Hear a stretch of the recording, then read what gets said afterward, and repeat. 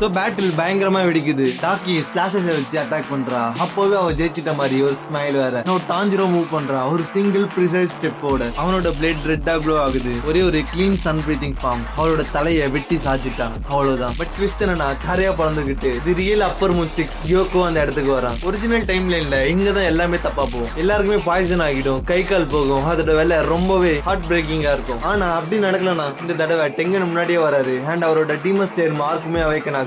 எக்ஸ்ப்ளோஷன்ஸ்லாம் perfect டைமிங்கோட அவர் கியோக்கோவை just சமாளிக்கல, அவனை துவம்சம் பண்றாரு. அதே நேரத்துல இனோஸ்கியும் ஜெனிஸ்டுவும் டாக்கி திரும்ப உயிரோட வராம இருக்க ஃபிளாவ்லெஸ் டீம் ஒர்க்கோட அவளை அடக்கி வச்சிட்டு இருக்காங்க. அப்புறம் Tanjiro perfect focus state transparent வேர்ல்டுக்கு போறான். இப்போ அவனுக்கு ஒரு மசூலும் அசைவும் ரொம்ப கிளீனா தெரியும். டெங்கனோட சவுண்ட் டெக்னிக்ஸ் அண்ட் தாஞ்சிரோட சன் பிரீத்திங் ஒரு கோஆர்டினேட்டட் மாஸ்டர் பீஸோட ரெண்டு பேருமே சேர்ந்து ஸ்ட்ரைக் பண்றாங்க. கியோக்கோவும் டாக்கியும் சாம்பலா மாறிடுறாங்க. லாஸ்ட் மினிட்ல பாய்சன் இல்ல, உயிர் போற காயம் இல்ல, டெங்கன் உயிரோட இருக்காரு. எல்லாருமே கெத்தா வெளியே வராங்க. இது நல்லா யோசிச்சு பாருங்க. ஃபர்ஸ்ட் டைம் அப்பர் மூட்ஸ தோக்கடிக்கிறாங்க, அதுவும் யாருமே சாகல. டீமன் வேர்ல்டு நடுங்குது. இன்ஃபினிட்டி கேஸ்ல மூசான் கோவத்தோடையும் பயத்தோடையும் இருக்கான். ஏன்னா அவனோட பெரிய பயம் இப்ப நிஜமாகுது. டீமன் ஸ்லேயர்ஸ் இப்ப ஜஸ்ட் தடுக்கல, அவங்க வின் பண்ண ஆரம்பிச்சிட்டாங்க. அடுத்து என்ன ஆகும்? இந்த வெற்றி ஒரு பெரிய ஷாக் வேவ் கிரியேட் பண்ணுது. ஸ்வாட்ஸ்மித் வில்லேஜ் தான் நெக்ஸ்ட் பேட்டில் கிரவுண்ட். ஆஷிராஸோட மார்க்ஸும் வேகமா அவேக்கன் ஆகுது. அப்பர் மூன் 4ம் 5ம் தான் நெக்ஸ்ட் அப்போனன்ட்ஸ். இந்த வார் எப்படி எல்லாம் மாற போகுதுன்னு பார்ட் 9ல பார்க்கலாம். மறக்காம சப்ஸ்கிரைப் பண்ணிக்கோங்க.